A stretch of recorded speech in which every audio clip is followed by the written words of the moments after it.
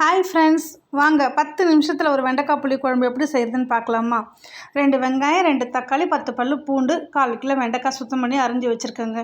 First கடாயை பற்ற வச்சுக்கோங்க. இந்த வெண்டைக்காவை கொஞ்சமாக எண்ணெய் விட்டு நல்லா வதக்கி எடுத்துக்கோங்க. அந்த கொழுப்பு போகிற அளவுக்கு நல்லா வதங்கி வரட்டுங்க. அதுக்குள்ளே பக்கத்தில் ஒரு பாத்திரம் வச்சுக்கோங்க. அடுப்பில் தேவையான அளவுக்கு எண்ணெய் கொஞ்சமாக விட்டுக்கோங்க.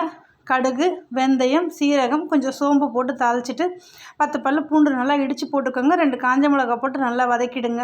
வதங்கின உடனே கூடவே கொஞ்சம் வெங்காயமும் கருவேப்பிலையும் சேர்த்துக்கோங்க. நல்லா வதங்கி வந்த உடனே வெங்காயம் நல்லா பொன்னிறமாக வந்துட்டோங்க. கூடவே அரிஞ்சு வச்சுருக்க 2 தக்காளியும் போட்டு நல்லா வதக்கிட்டு இவங்க கூடவே கொஞ்சமாக உப்பு, மஞ்சத்தூள் போட்டு நல்லா கலந்து விட்டு ஒரு 2 நிமிஷம் மூடி வச்சுருங்க. அப்போ நல்லா குழஞ்சி வந்துடும்.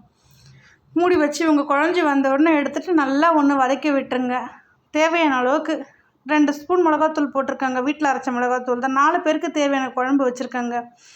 நான் அரிசி கழுவின தண்ணியில் பார்த்திங்கன்னா புளி ஊற வச்சுருக்காங்க. அப்போ குழம்பு நல்லா கொழுப்பாக டேஸ்ட்டாக இருக்குங்க. அது நல்லா கரைச்சி அப்படியே விட்டுக்கோங்க. சின்ன நெல்லிக்காய் சைஸ் புளி தாங்க ஊற்றிருக்கேனே, சூப்பராக இருக்குங்க. புளி ரொம்ப வேணாம் வெண்டைக்காய் புளி குழம்புக்கு. நல்லா குழம்பு எல்லாம் ஒன்றா சேர்ந்து கொதிச்சுட்டு வந்த உடனே அந்த வதக்கி வச்சுருக்க வெண்டைக்காவையும் அவங்க கூட சேர்த்துக்கோங்க. நல்லா சேர்த்துட்டு ஒன்று கொதிக்க விடுங்க. வெண்டைக்காய் நல்லா வெந்து சாஃப்டாகி வந்த உடனே கொஞ்சமாக தேங்காய் அரைச்சி ஊற்றி 1 ஸ்பூன் தேங்காய் எண்ணெய் விட்டு நல்லா ஒரு கொதி விட்டு இறக்கிடுங்க. அவ்வளோதாங்க. 10 நிமிஷத்தில் ஒரு வெண்டைக்காய் புளி குழம்பு செஞ்சு பாருங்கள், சூப்பராக இருக்கும்.